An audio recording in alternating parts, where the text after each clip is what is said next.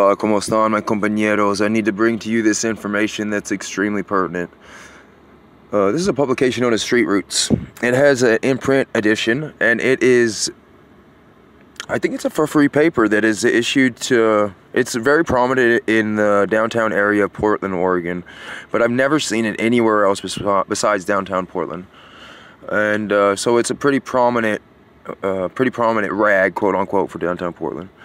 I just wanted to bring up this information about this mail-in ballots because I've been trying to track down my ballot, because here in Oregon, a registered voter should receive their ballot approximately 20 days before the election, and I'm trying to just go pick it up from the county commissioner's office or whatnot, but they have closed the election office for all in-person activities because of this fire. So I can't go over there and talk to anybody, and I tried to find a phone number, and all I could find was an email address. I just wanted to put this out there that their mail-in ballot system is failing. Multnomah County Election Office confirms late delivery of ballots. And I want to go down here and skip down to I want to let you know the ballot official, or the election official who is in charge of everything, is a gentleman by the name of Tim Scott. He's the Multnomah County Elections Director, and you'll see him referenced many times throughout this article. Tim Scott, Tim Scott, Tim Scott. He's the one that says right here that we usually get our ballots 20 days prior to, along with informational flyers. In some cases, when people have changed their names, it has messed up. But this is why a majority of people, or a large portion of people, did not receive their ballots on time for a special election that occurred in August. And the reason they did not receive their ballots on time is because this past Friday, just 3 mail delivery days before the election, 133 ballots were sent out, according to Scott. These were ballots for voters who had recently changed their address or registration. These late issued ballots are kind of a Hail Mary, people we don't have direct contact with, Scott said. Okay, that sounds very efficient. He said 100, because each of those people changed their address and registered, so they're eager to vote, and he's saying that, oh, it's probably unlikely we're even going to get their ballots to them, so good luck. And then he goes on to say 133 ballots were mailed Friday, just 3 days before the election. And this is where the elections office messed up. Scott said the ballots issued towards the end of the election cycle are supposed to be sent first class, not bulk, non-profit rate the county uses for the ballots issued earlier on. But this time, for these 133 ballots, the county mismarked the mail. We believe they had been metered as non-profit, and there had been a slight delay because of the class of mail, he said. So 133 votes just totally erased from individuals who are eager and ready to vote and were trying to vote.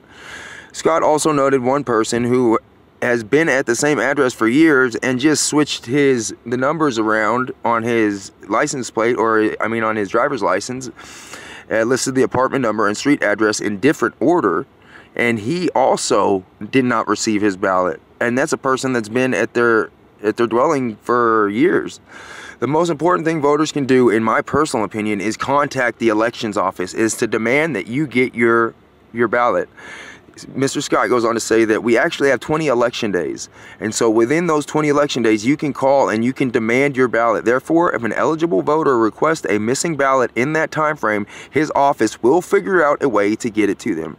Then the last point I wanted to make about this article is they claim that they're responsible, and they say, oh yeah, we did mess up, but then at the very end they go on to blame the United States Postal Service. Also, they said these incidents were part of a larger story. Changes to the U.S. Postal Service have resulted in delays, so they were the ones responsible for the delays of these 133 ballots, and now they're attempting to push the blame off onto the USPS.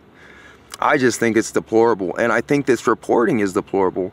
Please feel free to read this article. I'm not going to sit here and read it to you because I feel as if it is a majority of propaganda, so you must read between the lines, please.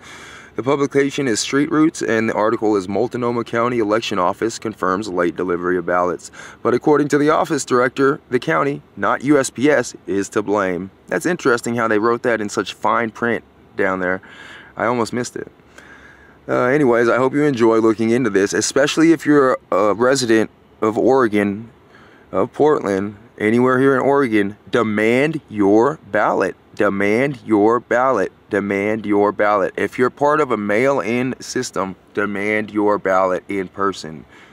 It is your right to have your ballot handed to you. It is your right to be able to hand your ballot back to the election official. That is your right.